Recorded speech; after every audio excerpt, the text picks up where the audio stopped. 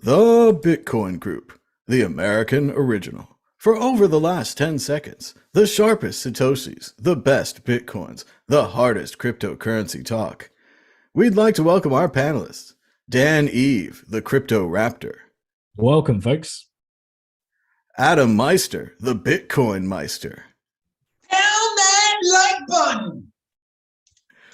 from Baltimore, and I'm Thomas Hunt with the World Crypto Network. Moving on to issue one. Issue one, how a 2024 quadfecta could drive the Bitcoin price to new highs. Yes, they're saying next year in 2024, we're looking at possible rate cuts by the Federal Reserve, a presidential election, a Bitcoin halving, and the possible approval of a spot Bitcoin ETF in 2024. Is that the year for Bitcoin? Dan Eve, what excites you about the possible quadfecta? Oh, there's definitely a lot going on, right? There's as well as the ETFs. I did read some news the other day that apparently all six ETFs, spot ETFs, could be approved at the same time, which would be crazy, right? Like buses. Obviously, I don't know where that came from. I can't remember. It was like some Twitter. That's really only the fair way to do it, right? Yeah, right. Well, I can't see BlackRock, being last in the queue, right? So and there's obviously Grayscale and some of the other spot ETFs who got there a lot earlier. But maybe there's some dodgy handshakes going on. Maybe it's going to be a quintfecta, right? Because of the fact that WCN's Bitcoin Group Show will be on its 400th episode. So all five of those things could see the Bitcoin moon. But there's plenty of all these predictions of how crazy the price is gonna be. Obviously, the main thing for us really is the halvening. All these other sort of events are kind of side events. They're sideshow events. The main show is the halvening, and watching that supply shrink further and further. And in such a beautiful mathematical way, right? There's obviously people that still say that well, technically it could change. Someone could put a proposal through, and people end up jumping on the bandwagon, and the supply will increase more than 21 million, or the halvening schedule will change. But that's just never going to happen, right? People always kind of spread FUD on the supply changing, but I doubt that's going to happen anytime soon. You're right, Dan, and we'll have the 10th anniversary of the World Crypto Network on February 1st, 2024. Adam Meister, what do you think about the possible quadfecta? All the excitement for Bitcoin next year. Well, first of all, the proper name in horse racing is the superfecta, not the quadfecta. It's trifecta and superfecta is when you get all four, the first four horse, and you predict the first, second, third, and fourth horse. I'm from Baltimore. We're going for our fourth championship starting tomorrow. God willing, bring it to us, Orioles. Now, let me say something. Four horsemen, like Ric Flair, baby. Woo! And I am pumped already for the freaking halving. Now, you send this article about quadfecta, okay? I mean, it's from some mainstream thing. They were speaking with George Tung of Crypto RS YouTube channel. What the heck is this? Dude, yeah, we've heard all this time. It's a 4-year cycle, dudes, okay? I've lived through Thomas. How long we lived through this stuff for? Of course the halving is pumping it. Of course this, that, and the other. It's the same thing every time. This year, 2023 was just like 2019. Next year, 2024, just like 2020. The price won't go crazy until like 6 months afterwards. It's the same thing over and over and over and over again. Why does some mainstream media need to talk to George Tung? If you listen to George Tung and you think that what he's talking about is smart or new, no, it's old. Who the heck is he? You're gonna hear it in 2028 also. Dude, I'm excited about the halving though, of course. I'm excited about everything though. So you're asking the wrong guy about excitement and stuff. But my Lord, God, how many times I have to live through this stuff? So Go ahead, take it. Cryptos Are Us, the YouTube channel. And it's also interesting they had a calendar so they could see that there was a presidential election. Yeah. Good call on that one. Let's move on to the exit question. Dan, Eve, the price of Bitcoin, will it be higher or lower this time next week? Higher. Adam Meister, higher or lower? Take me higher, baby, like the song says. And here we go. We're going to go and ask the Magic 8 Ball live. Will the price of Bitcoin be higher? Here we go. Shaking the 8 ball. And the price is, as I see it, yes. As I see it, yes. The ball is bullish. We have bullish balls. Moving on to issue 2. Issue 2. Terra's Do Kwon admits to faking trading volume in a leaked chat. He says, I won't tell if you won't. We've often wondered if exchanges, especially Terra and others, had fake volume, and now here's one of the leaders of the exchanges saying yes, they had fake volume. Adam Meister, what do you think about the fake volume admitted by Do Kwon and Terra? Of course, this is something we've been very comfortable with since like 2016 and stuff. I mean, it's just, it's that this dude admits it. You know, why does anyone care what this dude says? He's a liar anyway. He's gonna lie. I think a lot of people just want revenge on this dude.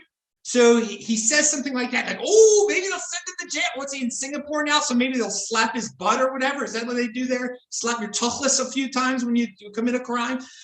Yeah, so it's like, this is newsworthy because people want revenge from this guy because he ripped them off because of his Terra, right? Why were you investing in Terra in the first place? Bitcoin is the next Bitcoin. I don't want revenge against this guy. I don't care what happens to this dude. I don't care what this guy says at all or whatever. But yeah, it is there's fake volume out there. Some criminal is admitting there's fake volume. Wow, great. A criminal is admitting there's fake volume out there.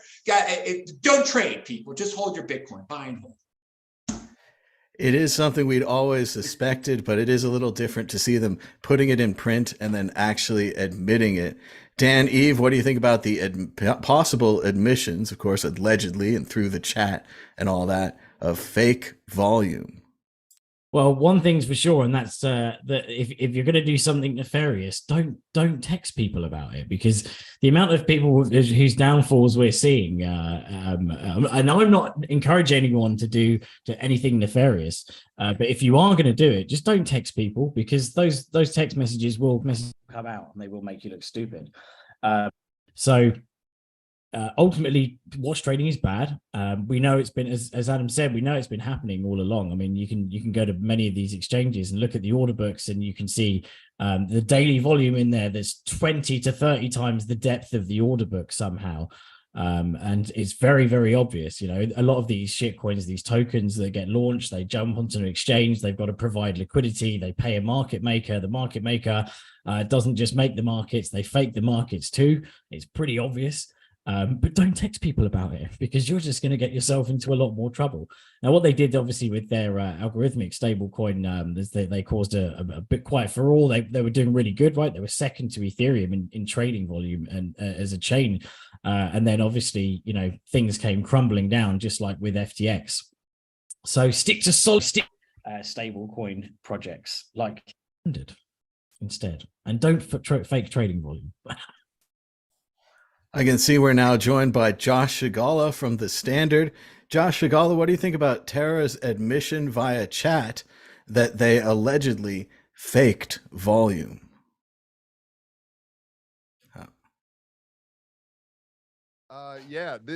Well, everyone, literally everyone does. And so, yeah, whoopsie-doo. Like, it's just, it's this hidden thing about this industry that no one wants to talk about, that you get these coins that move big.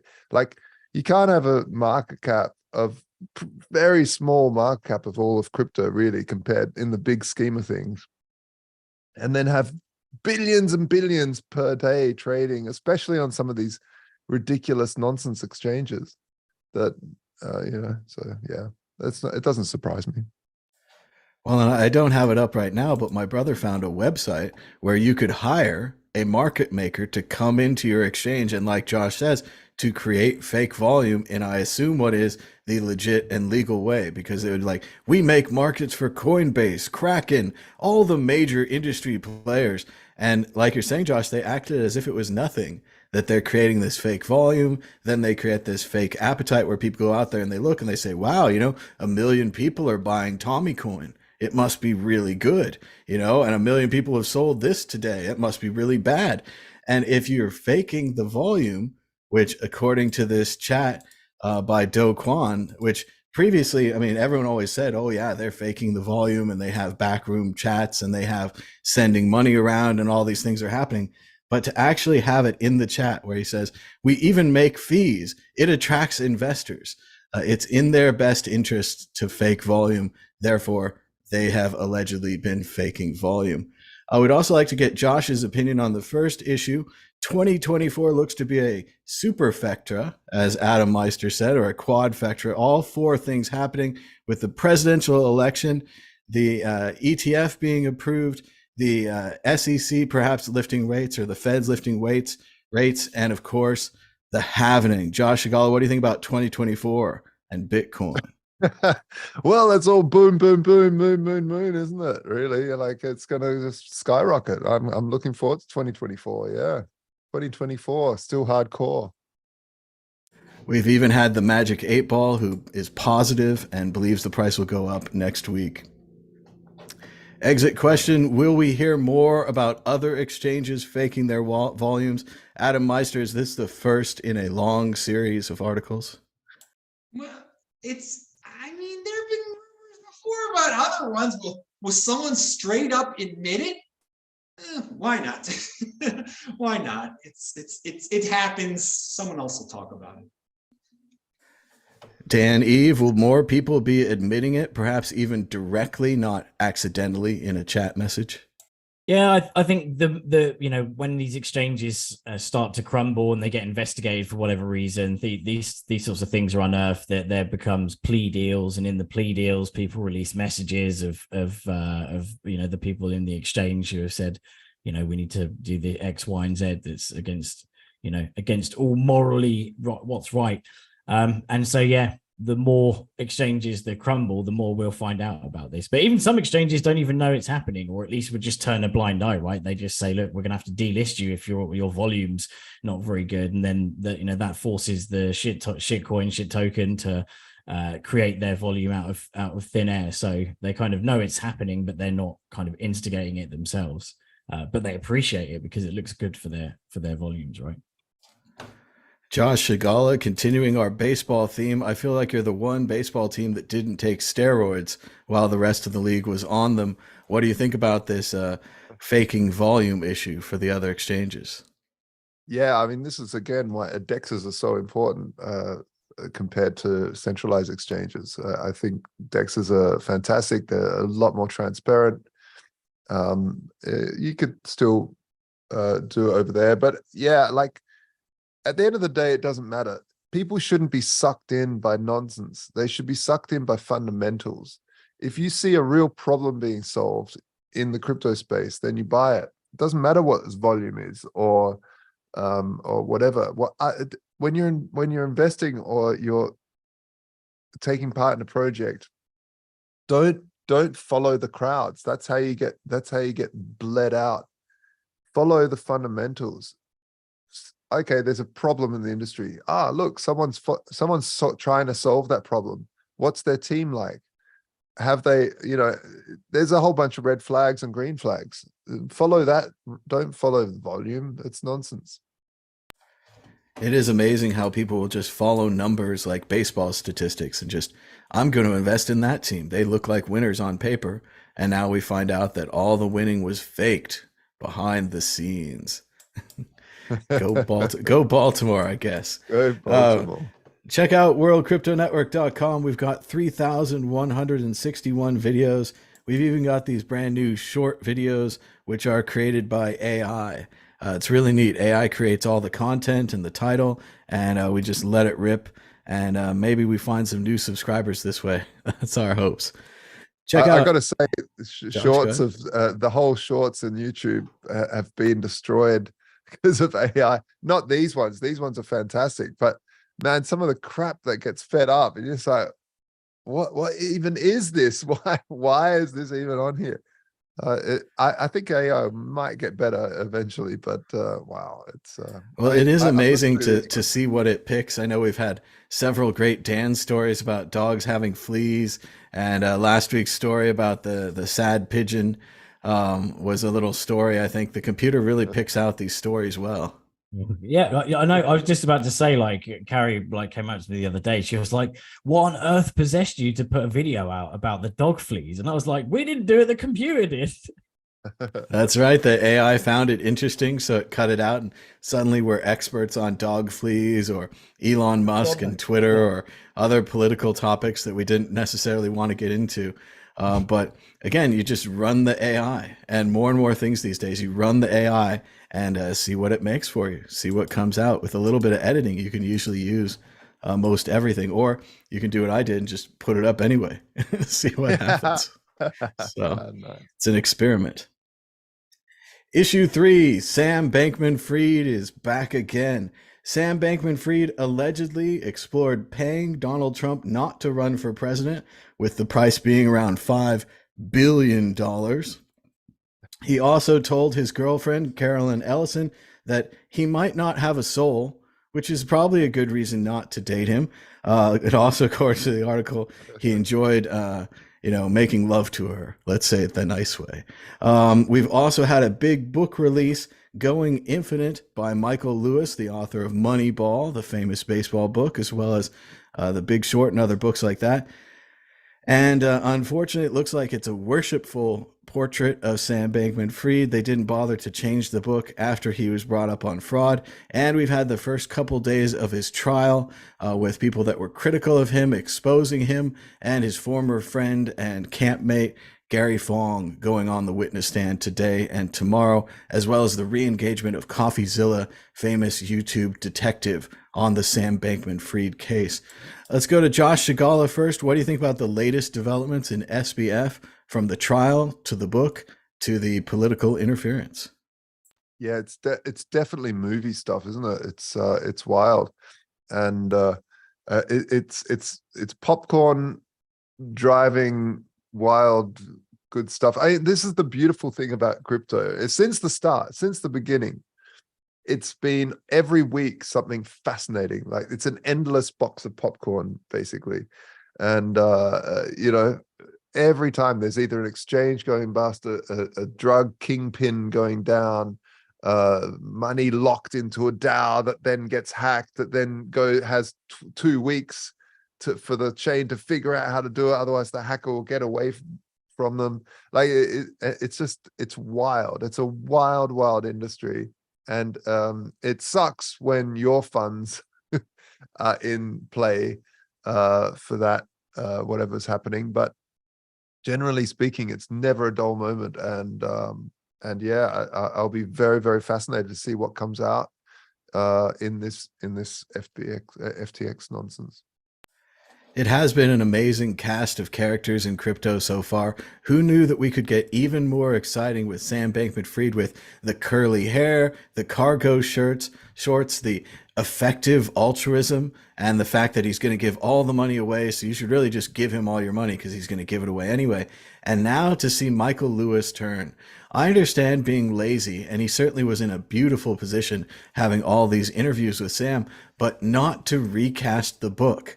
And I really do think he should have gone chapter by chapter through here and said, added in a little narrator, almost like a Great Gatsby-esque narrator, who says, I thought at the time that Sam was smart. I thought at the time that Sam was clever. I was fooled by this. I was fooled by that.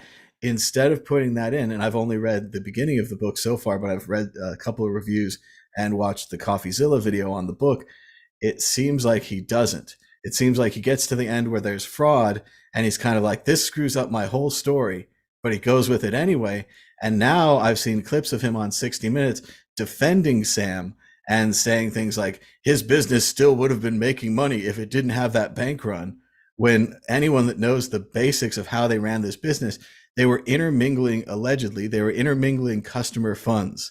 So they didn't know if it was a deposit or if it was investor money, if it should be spent on a Tom Brady commercial or it should be put in a vault. And that's not a way to run a business.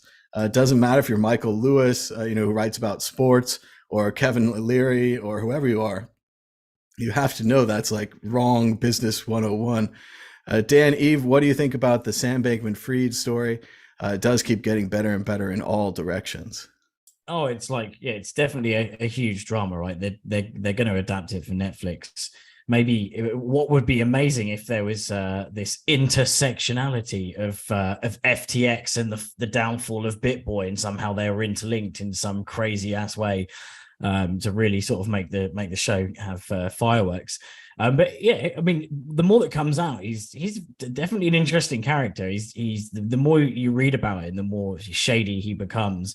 There was something about quite down to earth about the fact that his cons list was longer than his pros list, right? That self-criticality, that he obviously has. He's obviously quite an arrogant guy, the way he's played off, even in The Big Short. I can't remember the author of his book. The way he sort of some of the excerpts have read about him. He kind of plays him off as being, quite an arrogant guy, but he also seems in some way slightly down to earth. But maybe that's because he had to seem that way, especially as he was involved in this effective altruism. He can't seem, he can't show how kind of arrogant and uppity he actually really is. So he puts on this facade of being kind of really down to earth, driving his Nissan Sunny or whatever instead of a Lamborghini, and all these kind of small things that he tried to make it look like he was this really nice guy who's trying to save the world with his infinite money requirement. Then you get to the bottom of it, and he's paying off politicians left, right, and center. He's trying to buy Trump out of his presidency. He's trying to he's commingling funds. He's got this crazy relationship in this polycule, although we don't hear much about the poly part, right? We only hear about the Caroline Ellison and Sam Bankman-Fried. We don't hear about the other people in this polycule, so maybe they're going to cover that in Netflix, the after hours show. But I'll definitely watch it. It seems crazy, and it only just gets crazier as well. It's amazing how all of his altruistic things, not having a good car, dressing in cargo shorts, all these things are the same thing that a scammer would do. A scammer would be like, I'm not interested in money. I don't have fancy clothes. I don't have a fancy car. And then in the end, he's taking all the money out. He's buying $1 million and $5 million properties for his parents, all kinds of other stuff. They're just wasting money in general as well. Adam Meister, what do you think about the SBF drama as we're now into the book and trial phase, still on the deck there for Netflix and movie of the week? I have a lot to say. It's complete nonsense. One of you said it was nonsense. It's nonsense. The more we talk about it, the more likely that he is going to be the mascot for Elizabeth Warren's campaign against, to regulate this stuff. So that the more we focus on this insanity, she's just going to say SBF, regulate, make this illegal. SBF is Bitcoin. SBF. It's so obvious it's going to. So they want the people who want to ruin Bitcoin, ruin cryptocurrency, whatever you want to say. They love it. They love it. So they're going to keep talking about it. It's salacious. It's insane. I do remember in Miami, I think it was 2021 or 2022. Thomas was there. He was walking around at SBF. If any of you care, he is down to earth. He's just a regular guy walking around. You couldn't tell he was special at all. But who really cares about that? The thing is, the $5 billion that obviously stolen $5 billion that he has the ultimate. He really wanted to give Trump that money. This man has the ultimate TDS. I've never heard of someone that had TDS like this before, that he feels like he would have done it. He would have done. I mean, what a controversy this would have been. And who knows if Trump would have taken it? I have no idea. I don't really care. But I mean, this is the ultimate case of TDS. I've never heard of someone just wanting to get rid of Trump. Dude, you have so many better things to spend your money on. Who cares if the guy runs for president or not? You're going to give away most of your stolen money to this guy? I mean, whoa, what is this? So I believe that he really did. I mean, this is the ultimate case of TDS. He wanted to fit in. I think that would have been the ultimate, like, altruistic thing in his community. You gave up your whole fortune to save undefined democracy. Whatever you say democracy is, you just gave it up to save it, and now we love you even more than before. You were the ultimate TDS. Long live. And, you know, talking about his orgies and everything that he was having, I mean, that these hideous-looking people were having orgies with each other and stuff. I mean, and that's why people are interested in it. And you know what? I'm not going to insult the girl or anything like that. At least she's a real woman. Because in today's day and age, you don't know what. I mean, you think he was. I can't say. And I'm not going to. I want you to stay on YouTube and everything. But thank God she's a real woman at least. That's the best I can say about her looks. And she's smart too. Obviously, she's probably a high IQ individual. He's high IQ too. Look what it gets you. This insanity. So let's stop talking about it because it's just gonna. They're gonna try to regulate because the congressmen and stuff. They don't know anything about cryptocurrency, Bitcoin. They just know, oh, it's SBF. And by the way, out of the four of us, do you know anyone who actually was ripped off by this exchange? I know no one. I've been in this thing for 10 years, dudes. He ripped off people like Tom Brady, all these famous people. That's why it's such a big darn story. I don't know common regular people that were ripped off by this dude. I don't. This whole thing stinks. It all stinks, and it's too bad. It's going to be used as a club to try to regulate Bitcoin in the future in the United States of America by someone heinous like what's her face in Massachusetts. Yeah, okay, that's an interesting take actually. Yeah, if anyone's in the chat, if you lost money in FTX, give us a message and say what happened. But you can't pull our audience. Our audience is going to be too smart for that. But maybe they have friends or cousins or people that against their own advice invested in that. Because yeah, like Adam's saying, he might have been in Miami, but I'm not sure I knew who he was until this thing blew up. I mean, I know the commercials. I know they bought Blockfolio app. That was a big deal to crypto people. And that annoyed me because I liked Blockfolio. It's disappointing, but it was really sharp the way they changed their app to it. It's similar to what Elon's done with X.com. He's taken a user base and changed it into the other user base and said, hey, do you want to log into my new product? And, it's just like getting a big customer list. It's just smart salesmanship. Yeah. But I mean, Sam, like the orgies start. I don't want anything, but I want as many women as I can. There starts the greed. So you're like, oh, okay, there you go, maybe. I don't know. We only know that he wants this one woman that looks like Harry Potter. That's all we seem to know so far. But I assume there's other places to go in the Bahamas. There's other places to spend this money. I'm impressed by their dedication to deliveries. There's a story now that they had an airplane, like a jet, delivering their Amazon packages at great cost. They had massive accounts with like the local restaurants delivering them food. There seems no attempt to save money at any level of this company. I mean, it's crazy to say that hiring a chef might have saved the money, but hiring a chef probably would have saved the money. I mean, there's different ways to run this company. And at the very basic levels of like, should we rent a car service or should we get a limo every time? And it's like, they're like, yeah, limo every time. I mean, this is just an incredible way that they spent this money. But I reckon Adam's right, man. Like, this is just a mega highlight, just a highlight on all the nonsense and crap. And of course that stuff can happen, but yeah, how many people did it actually affect? I'm really interested in that statistic now. I want to see. Well, I mean, unfortunately, it's probably hurt weaker people in other countries that we don't know, that certainly don't watch the World Crypto Network. But yeah, there's damages somewhere. I would push back a little bit on Adam there. I think if you could have paid Trump off before the 2016 election, you could have gotten a really good deal for your $5 billion. Could have prevented a lot of damage.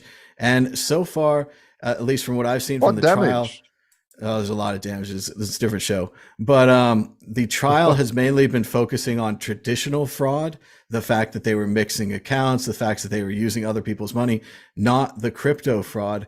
But I agree with Adam, that could very be well used as a club by people who don't like crypto, who just, label it all with the same cloth, even though we know he's a traditional frauder, he's a traditional scammer. He didn't use any magic crypto tricks to scam these people. They could very well be used by people who don't like crypto. So interesting thing. We're going to keep an eye on it. I'd have you guys predict who's going to be guilty, but we'll do that next time. We'll just let Sam have some fun for now and let we should do a Coffeezilla sweepstake on how many years he gets, because he's going to go down, right? He has to get some years, right? He's going to get a few in there. So we should. All right. Well, I mean, obviously he's not sweepstake. going to get life. He's not going to get double life like Ross Ulbricht. I was thinking that the other day, just how unfair it is that Ross was completely canned and put away. It's been about 10 years now since the Silk Road was shut down and the Dread Pirate Roberts put away, whereas everyone's coming out to protect this Sam guy. To see Michael Lewis, the famous author, give up on his objectivity or reality or whatever it is to protect Sam is just shocking. And not to see anything like that for Ross, even among the libertarians or the high-minded libertarians. No one wrote a book where they're like, hey, let's all, defend Ross and defend the politics of the Silk Road and so forth. They just ran for cover. But what do you think? Let's go to Adam Meister. I know you got stuff to say. Will Sam be in prison long? And anything else you want to say? Go ahead.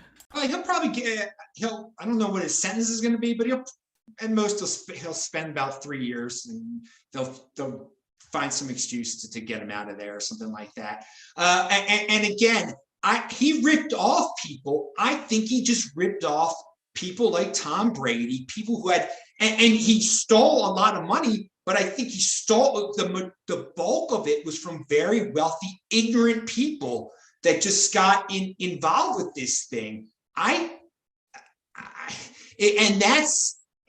maybe, that he's in, and it just shows you how he was involved with rich people. And maybe on the other side of things, that's why he gets defended by some of these rich people, why he's only going to spend like 3 years in jail or whatever. It was a very high level thing, ripping off rich people, pleasing rich people. It's, again, I mean, none of us can name a person that was ripped off by this. I do not know any regular person who lost, $10,000. But now Gox, I still know people, of course. And Bitcoin was so much smaller back then. I mean, these guys had the arena named after them in Miami. So you really, and they had advertised during the Super Bowl. Did any real person who watched the Super Bowl or drove by the Miami arena give this man money and then lose it? I don't hear a groundswell of people saying, "Oh, give me my money back," like with Mt. Gox and stuff. It's very, very interesting. It's almost like my favorite movie, The Paper, where these guys, they're trading stock money and they lose a bunch of it, and it turned out it was the mob money. And they're like, oh, unwise guys, dumb fellas. Let's go to Josh Sigala. What do you think about the SBF and all the drama that's been going on? Yeah, I don't really have much more to add to SBF, but I do like, I know that he took the so-called smart money, which turned out to be the dumb money, and these people never want to admit that they're the dumb money. But some of these big VCs, some of these big, huge VCs are really culpable here, because they're the ones that went, oh, 3 hour capital's in, I'm in, or whatever. What was the big capitalist that was? I think Sequoia is one of the big ones. Sequoia, yeah. Oh, Sequoia's in. I'm not going to even do my due diligence. And Sequoia probably didn't do their due diligence because they watched Sam play his video game and pitch and think he's such an arrogant prick. And he probably had some VC money and some connections because of the Harvard and the parents and stuff. So this thing of the smart money, and I've seen smart money in this space. I'm going to keep quotation smart money.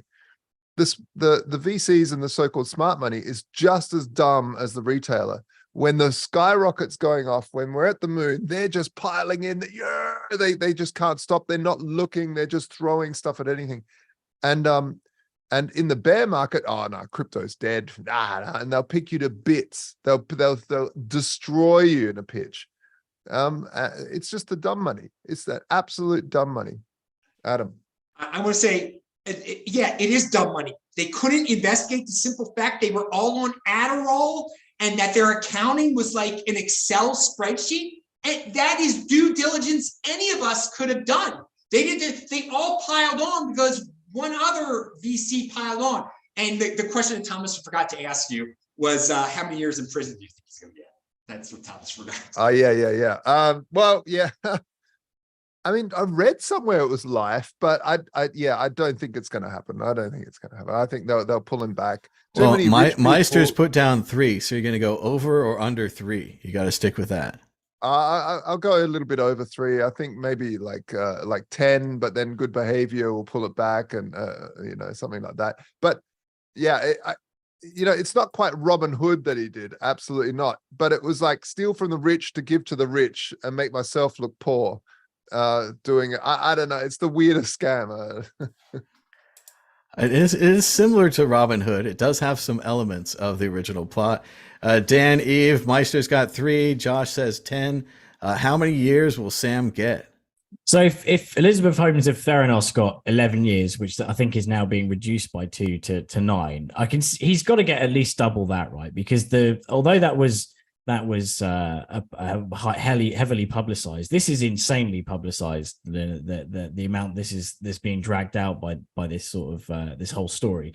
He touched a lot of places, hitting the Bahamian government. Was it the Bahamian government who kind of who were in quite close ties with him, and he was trying to pay off the Democrats and the Republicans, and he got superstars involved. You got Larry and Larry David and Tom Brady, and I think it. Although I don't know anyone who got stung by FTX, but it was very much out there in the public eye, right? So maybe it will be kind of good for him, the amount of people that he paid off, getting his sentence reduced. But there's also got to be a lot of people that lost a lot of money that are also in high places that are like, make sure this guy goes down. So yeah, I think it would only be fair that in a much more widespread case like this, that he would get more years than Theranos, Elizabeth Holmes. But also, like 18, some of the rich 18. I'll go for 18. Sorry, Josh. No. I sorry for interrupting there. 18. Yeah, this could be right. The thing is that people like Mr. Not So Wonderful went straight to Washington afterwards to like go towards the regulators and start to pitch towards regulation and more regulation. So, and the thing is that's nonsense, is that FTX was already regulated to hell. It's just that scammers don't care about regulation. They're just going to go around it and try to pay people off. Yeah. But anyway, They don't care about the law. They're just going to, they'll make their shortcuts. And he even did jurisdictional arbitrage by moving to the Bahamas, which were crypto friendly, but just seemed like a red flag if you were any kind of traditional investor. I agree. I think it's so sad in our society. We give so much jail time for violent crime and so little jail time for financial crime. In my mind, I take whatever the estimate should be and I multiply it times 8 billion. And I say $8 billion is missing. This is the biggest like whoopsie ever. This isn't like, you knocked over a statue in a museum or something's happened. This is $8 billion missing. That said, I mean, we'd be hopeful to get 25. I think, unfortunately, the guys around 10 to 15 with time off for good behavior is probably more apt for that. Yeah, if you think about it's still working. Is it still working? The amount of people that get that go down for years for doing like 5 or 6 like shop robberies, right? But this is the equivalent of doing like 10,000 shops, like robbing 10,000 shops and being caught for it. Yeah, but I don't think. But he didn't hurt the shopkeeper, so everything's fine.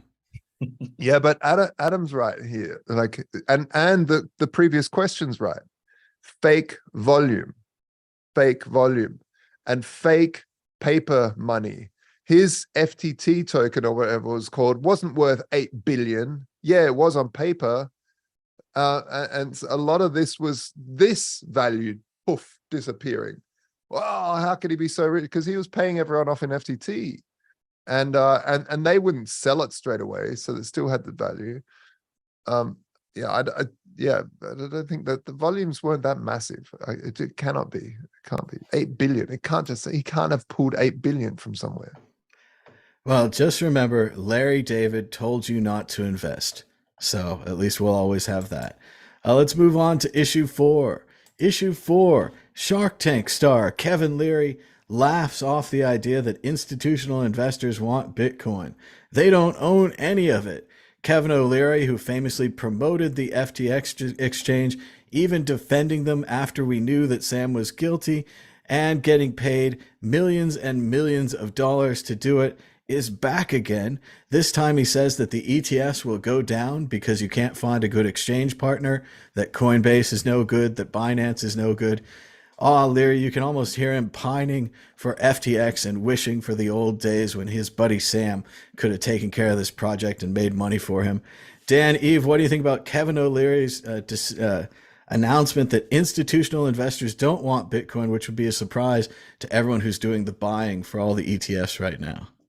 I think he's trying to go out on a limb against the tide to kind of prove himself that he's a genius after the FTX debacle. So he's coming up with these crazy, as many crazy theories as he can, and hopefully one of them gets pulled off so we can say, "See, I told you so. I wasn't an idiot who backed FTX." But it seems like you're backing the wrong horse there. We've now got these trillion. Was it the last count was something like $15.6 trillion of assets under management? The funds that are pushing a Bitcoin spot ETF. So that's really swimming against the tide now, going up against BlackRock and saying that these ETFs are going to fail because love or hate BlackRock, they've got a huge swathe of money behind them. So yeah, this is just another desperate attempt to stay relevant and try and keep his name in there. Maybe get another like Shark Tank type show or something. Now, keep in mind, I've been to a crypto conference that was attended by Kevin O'Leary, and the waves of the sea did part when he marched down the aisle, and everyone was following him, trying to get their question answered. Which altcoin should I buy? When should I buy Bitcoin? What's the price? Meanwhile, I'm sitting over here having told people since 2013, buy Bitcoin, and I was totally ignored. Adam Meister, what do you think about Kevin O'Leary? He's a big star on Shark Tank. He's going to tell us everything we need to know about crypto now. Yeah, I was at that conference also in Miami. He's an engagement queen. I mean, he just says things so people, he knows who it'll anger the crypto Twitter, and he'll get all these follows, get all this attention. He's good at marketing. He does not practice what he preaches at all. He'll say Bitcoin's bad. He buys up Bitcoin on the side. He's probably saying this strategically, trying to scare people off while he buys. I mean, it's who knows what he's playing 4D chess. I mean, I don't want to give him too much credit here, but he is. He wants engagement. He knows he's saying this for other reasons. He knows darn well that institutions are going to buy it, and that they only can buy it if it's deemed kosher this way by the government. And it's attention seeking, and I feel bad for the people who are going to be scared off from buying the underlying asset. Don't wait around for this to happen. Don't become comfortable when this happens. Get the underlying asset now. You don't need the ETF version of it, and you don't need to be confident there is going to be an ETF version of it. There is. Thomas and I, we've been talking about, we've been on shows about this since 2016. They were talking about the ETF. And yeah, 2023 hasn't happened yet. Guess what? It's gonna happen. You wait long enough, it's gonna happen. Last time the Orioles won the World Series was 1983. It's been 40 years. All right. We've grown up knowing it's gonna happen eventually. It's long-term thinking. It's going to happen. I'm tying everything together. My slogans, my team, the subject matter. Long-term thinking, pound that like button. Great stuff from Adam. I had something to say, but I completely forgot because it all came back to the Orioles in the end. Josh Shigala, what do you think about Mr. Wonderful? He's not so wonderful, but he thinks he is. No, totally. He's taken a leaf out of Peter Shifty's book, and that's what it is. Like, Peter Shifty's book, you know, his kids are buying Bitcoin while he's saying no, no, no. And it's just a game. It's a marketing play. And they try, they're so arrogant, some of these people, they try to move the market by being negative and then buy up more. Yeah, it's just, yeah. Well, and it does Uninteresting. go back to what we've been saying about CNBC this whole time. When Bitcoin is red hot, they put the little ticker in the corner, they report on it every 15 minutes, and they do all those articles about if you had bought it this time, it would be worth this now. But when Bitcoin's a little colder, like maybe now, or the NFT market ice cold, and anybody says, hey, you know, maybe these things that are down really low, you buy them low, they go back up to where they were, you sell for a profit, you look really smart. Nobody says that. Nobody says that right now about Bitcoin or about NFTs or about any of these things, that there could be a possible comeback. Yet that's where risk comes in. If you want to be a risky investor, you buy risky things when they're down, when everyone hates them. And then when they're up and they're on the moon and everyone loves them, that's when you sell at least some of it. I thought that was the game we're playing, right? Buy low, sell high. Yeah, no, nobody else. Not allowed to play Buy that high, game. sell low. Buy high, Yeah, sell. that's what I tried that one. That one doesn't work. I want to do the other one. I want to think of what someone smarter than me would do, and then I'll do that. But I think we're running out of time here. Let's go to predictions or story of the week. Dan, Eve, are you ready with a prediction or story of the week? Well, I've got a continuation of the story, unfortunately, which was that whilst this was about my adopted son, Barry the Pigeon, who I saved off of the middle of the road and came home to picking up my son from school, and we walked into the garden as Barry's eyes were being pecked out by a magpie, and I was like, God damn you, magpie, and my son was like crying, like, Barry, it's like, it was really emotional for everyone. But I was like, no, Barry's completely fine. And then he went and stayed at my parents. My son did so for the night, and then the next morning I was like, he came back and he was like, where's Barry? Where's Barry, Dad? Is he died? And I was like, no, son, he flew away. His mum came with him and he flew away, and and that was totally fine. And as far as Hudson knew, Barry the Pigeon flew away with his mum. She came back for him and he flew away. And then he sat looking at my iPad. And he's watching YouTube, and he picks literally the YouTube short of the thing, and I'm sat there like going, oh, that's really cute. Hudson's watching me on YouTube, and then all of a sudden I heard Barry's dead, and Hudson went, no, damn you, magpie, and it was like, right. Oh my God, I'm so no, Hudson, he didn't. I was joking. It was a joke. It was just for the show. I was just joking, and so I was like, no, so I managed to convince him again that Barry flew off with his mum. He's not dead, and his eyes are totally fine, and they weren't pecked out. And I'm trying to stop him from hating on magpies now, because we saw a few on the drive today. And he was like, Daddy, magpies are bad. And I was like, yeah, no, magpies aren't bad. Don't hate on magpies. It's absolutely fine. So yeah, it was very sad, but I managed to convince him out of Barry being dead again. Well, that just shows the tragically great power of the YouTube Shorts app. That it was that in your face, that like, just click on it. That somehow through all the things on the internet, he would somehow find that. Yeah. Incredible. All right, Adam Meister, prediction or story of the week? Go ahead. Both. All right. One day closer to an all-time high, and Bitcoin always returns to its all-time high. Those are my predictions. All right. And some of my most famous slogans are long-term thinking and conviction. And so it's long-term thinking here, people. It always returns to its all-time high, so do not worry. But and also train yourself in conviction and long-term thinking. That it's going to happen. Just stick with the program, and it will happen. And just like with the Orioles, I have known since I was a little boy that first of all, since 2016, they haven't been in the playoffs. I have waited patiently. Long term, I knew they would return. I had the conviction and the belief that they would. And tomorrow they return to the place. And so everyone can see I am very excited about the Orioles returning to the playoffs tomorrow, finally. and has a legitimate chance of winning the World Series for the first time in 40 years, God willing. And so you think Adam's got to watch, Adam's going to be watching that game tomorrow. Well, I'm in Salt Lake City right now, and the game starts at 11 o'clock in the afternoon. Tomorrow is also a Jewish holiday called Shemini Atzeret. And it is one of the 4 times a year they do the memorial service for your parents. And my dad was the one who got me into baseball. And there's no way I would miss that service. And the Oriole, I will miss most of the game tomorrow.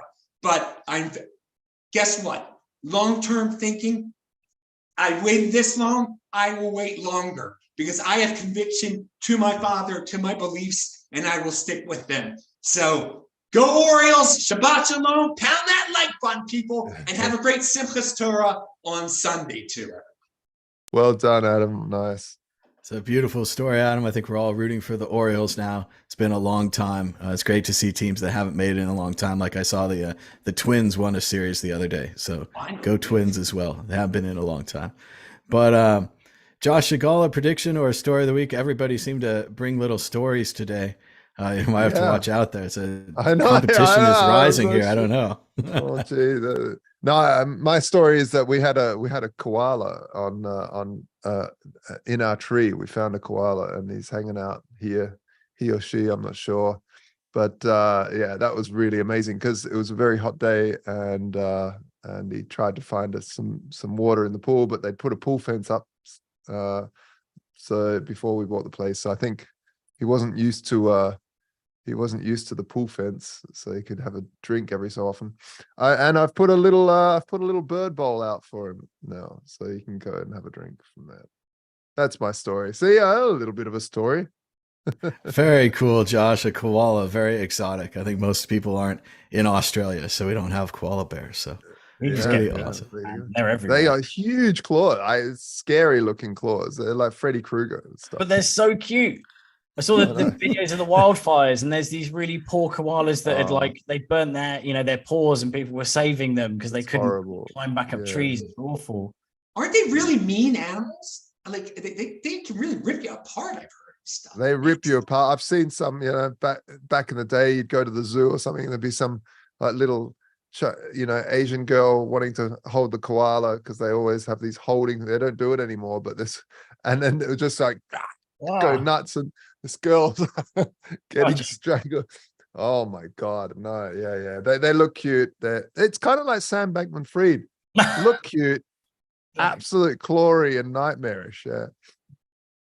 Well, I think that's a great note to end on. Sam Bankman-Fried is like a koala. Go ahead, Dan. One more. So Crypto Cleanse is saying, is there any videos of Barry the Pigeon? There's no videos, but just very quickly, this is Barry the Pigeon, and then this is him in his little box in there because I had him in the lounge.